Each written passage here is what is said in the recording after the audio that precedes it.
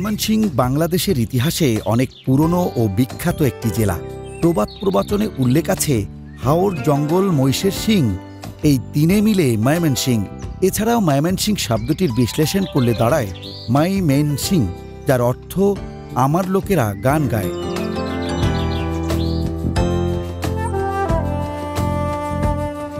ময়মনসিংহ গীতিকা বিশ্ব দরবারে ময়মনসিংহের নিজস্ব পরিচয়কে অলঙ্কৃত করেছে।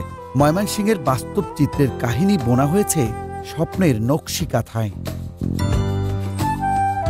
ময়মনসিংহের গৌরবগাথা ইতিহাস করেছে মহুয়া মলুয়া, আর মহুয়া মলুয়া থেকে জয়নুল আবেদিনের চিত্র হয়ে উঠেছে বিশ্বময়। এছাড়াও ময়মনসিংহ জেলার পটভূমি নিয়ে রচিত হয়েছে অনেক ইতিহাস।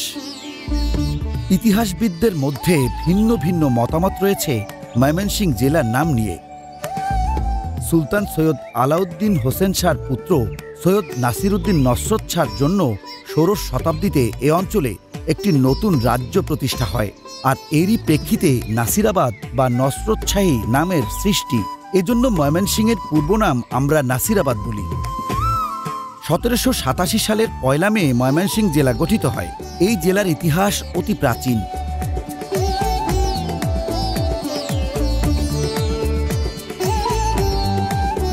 এবার দেখে নেওয়া যাক ময়মনসিংহের দর্শনীয় এবং ঐতিহাসিক স্থানসমূহ সম্পর্কে। শশী লজ।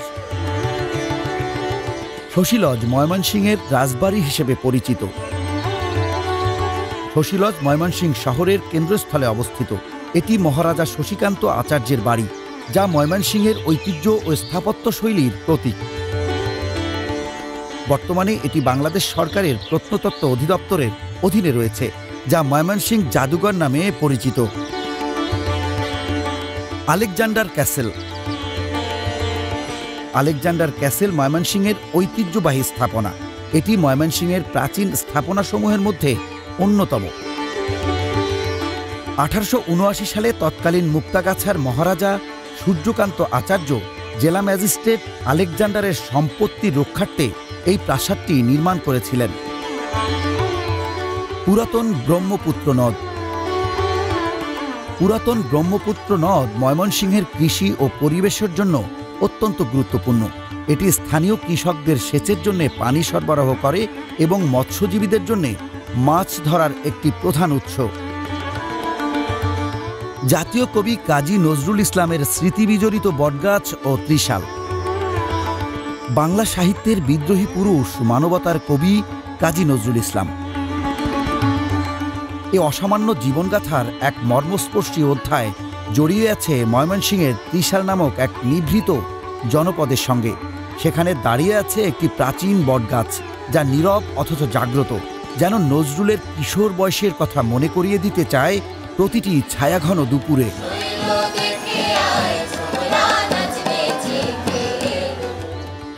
শিল্পাচার্য জয়নুল আবেদিন সংগ্রহশালা। শিল্পাচার্য জয়নুল আবেদিন সংগ্রহশালা ময়মনসিংহ শহরের উত্তর প্রান্তে পুরনো ব্রহ্মপুত্র নদের তীরে অবস্থিত। এটি বাংলাদেশের জাতীয় জাদুঘরের একটি শাখা, যেখানে বাংলাদেশের বিখ্যাত চিত্রশিল্পী জয়নুল আবেদিনের উল্লেখযোগ্য চিত্রকর্মসমূহ সংরক্ষিত আছে। বিপিন পার্ক। বিপিন পার্ক ময়মনসিংহ শহরের প্রাণকেন্দ্রে অবস্থিত। এটি শহরের অন্যতম প্রাচীন উদ্যান, যা প্রায় 200 বছর আগে নির্মিত হয়েছে।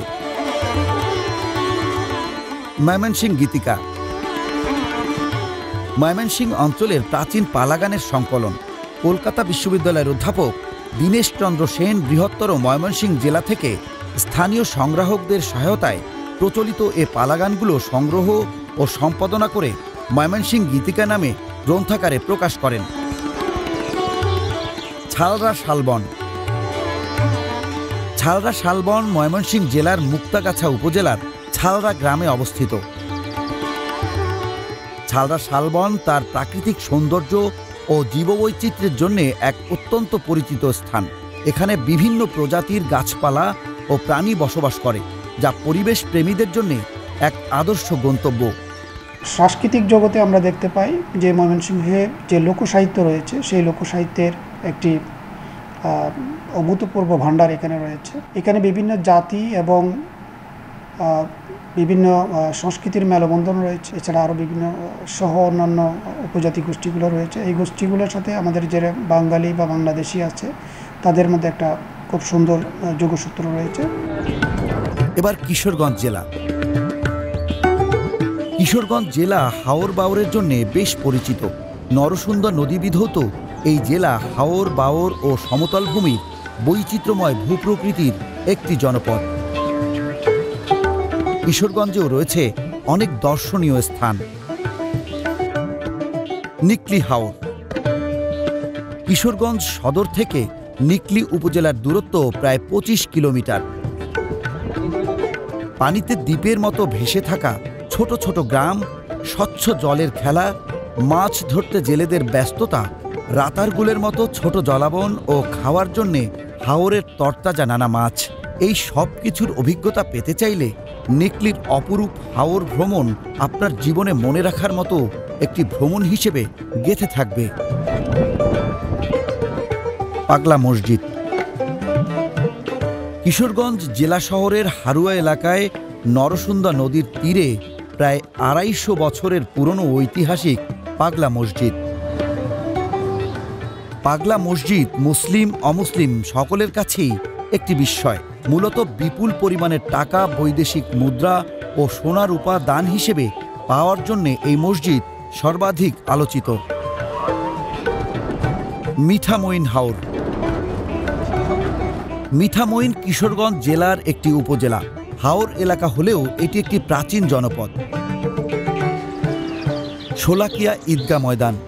শোলাকিয়া ঈদগাহ ময়দান কিশোরগঞ্জ জেলার শহরে নরসুন্দর নদীর তীরে অবস্থিত বাংলাদেশ তথা উপমহাদেশের সর্ববৃহৎ ও ঐতিহ্যবাহী ঈদগাহ ময়দান। 1828 সাল থেকে এই মাঠে ঈদের জামাত অনুষ্ঠিত হয়ে আসছে। ইসলামের ঐশী বাণী প্রচারের জন্য সুদূর ইয়েমেন থেকে আগত শোলাকিয়া সাহেব বাড়ির পূর্বপুরুষ সুফি সৈয়দ আহমেদ তার নিজস্ব তালুকে 1828 সালে নরসুন্দর নদীর তীরে ঈদের জামাতের আয়োজন করেন। ওই জামাতে ইমামতি করেন সুফি সৈয়দ আহমেদ নিজেই। অনেকের মতে মোনাজাতে তিনি মুসলিমদের প্রাচুর্যতা প্রকাশে 1.25 লাখ কথাটি ব্যবহার করেন।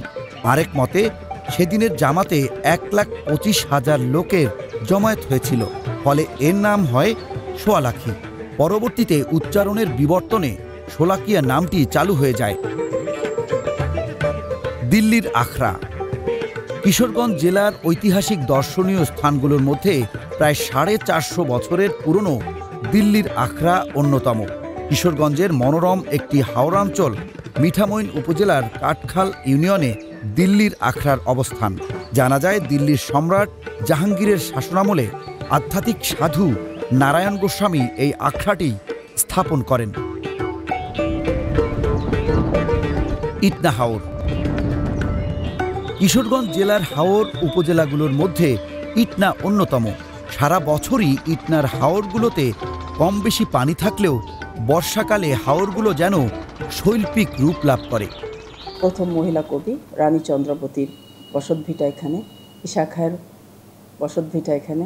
কটিয়াদিতে আমাদের যেটি আছে সেটি হলো সত্যজিৎ রায় চলচ্চিত্রকার, তার জন্মভিটা।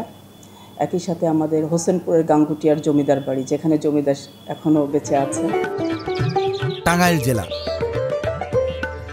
ঢাকা থেকে প্রায় 100 কিলোমিটার উত্তরের জেলা টাঙ্গাইল, যেখানে ভাওয়ালের পাহাড়ি বনের সঙ্গে মিলিত হয়েছে যমুনা নদীর মোহনা। দেখা মেলে গারো ও কোচ উপজাতির অনন্য সংস্কৃতির।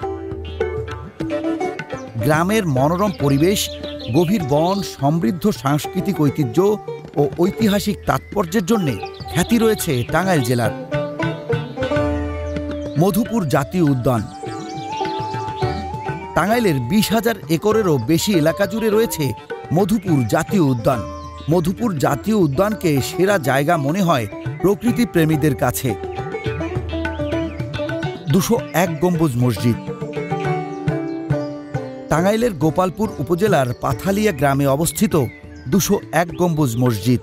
সুসজ্জিত 201টি গম্বুজের এ মসজিদে রয়েছে 8টি সুউচ্চ মিনার, যার মধ্যে 4টি 101 ফুট এবং বাকি 4টি 81 ফুট উচ্চতা বিশিষ্ট। নেত্রকোনা জেলা। সীমান্তবর্তী গাঢ় পাহাড়, পাহাড়ি জলপ্রপাত, চীনামাটির পাহাড়, টিলা, হাওর, নদী, খাল এবং অসংখ্য ছোট বড় বিল নিয়ে উর্বর ভূমি নেত্রকোনা জেলা। পাঁচগাঁও নেত্রকোনা জেলার সীমান্তবর্তী কলমাকান্দা উপজেলার রংছাতি ইউনিয়নে অবস্থিত পাঁচগাঁও গ্রামটি প্রাকৃতিক সৌন্দর্যে ভরপুর একটি পাহাড়ি এলাকা। চীনামাটির টিলা বিরিশিরি।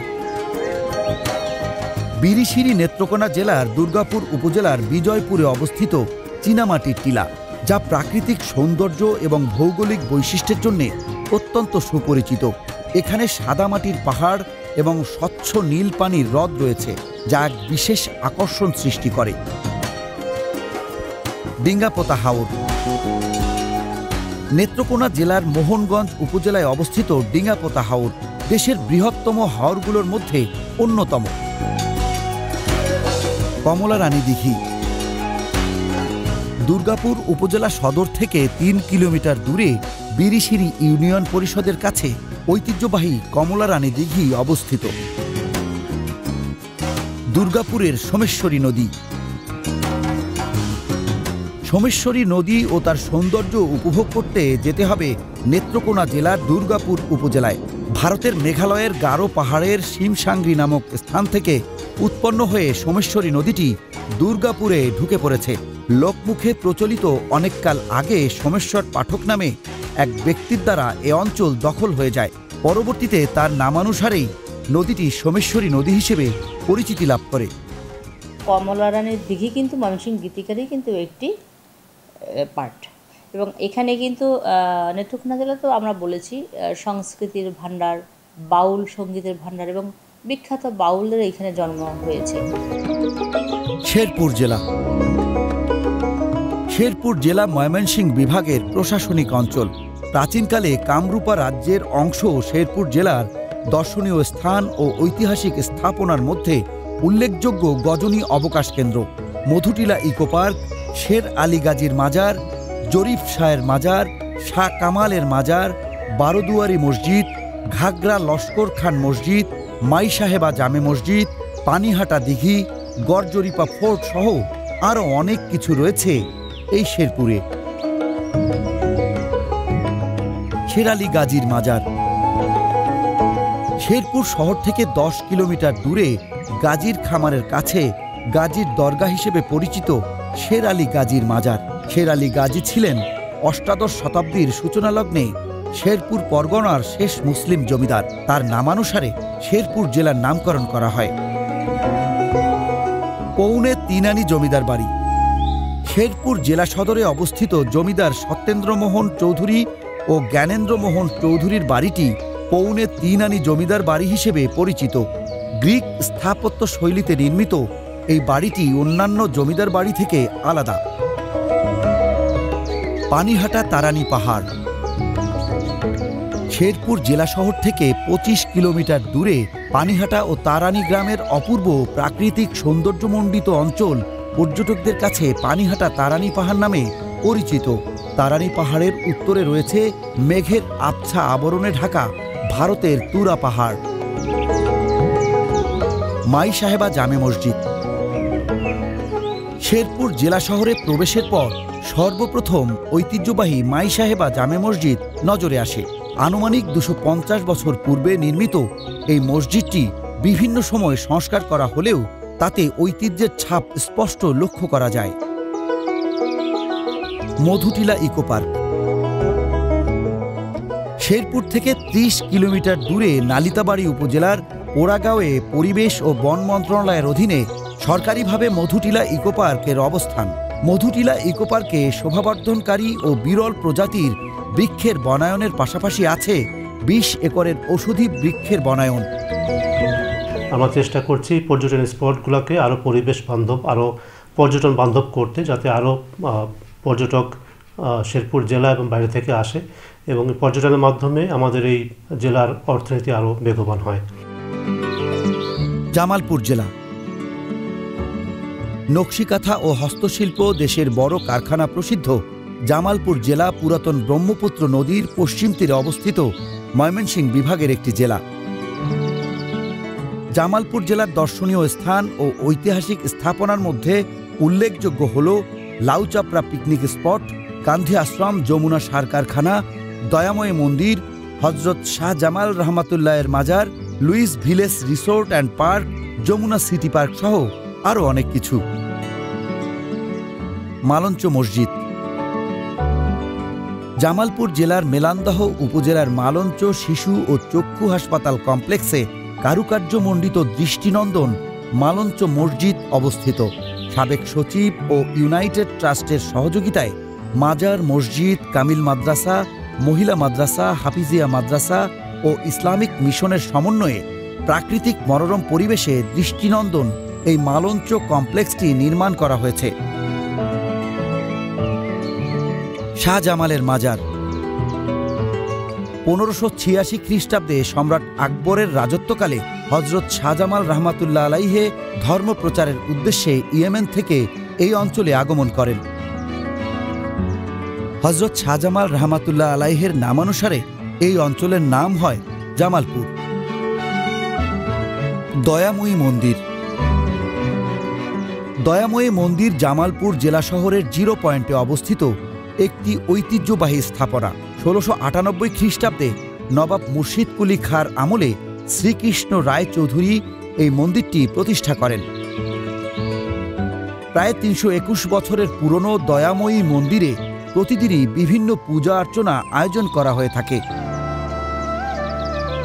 আসাম উপসাগরের ঢেউ আছড়ে পড়েছে মধুপুর ভাওয়ালের বিশাল বনভূমির প্রান্তভাগে। লৌহিত্য বা ব্রহ্মপুত্র নামের এক দুরন্ত নদীর জলরাশির সাথে পলি ভেসে আসছে সুদূর হিমালয় থেকে। পলি আসছে সুরমা, ধনু, মেঘনা, সোমেশ্বরী দিয়ে। এভাবেই ধীরে ধীরে গড়ে উঠেছে বেলে দোআঁশ এঁটেল মাটির সংমিশ্রণে বৃহত্তর ময়মনসিংহের অপূর্ব ভূভাগ।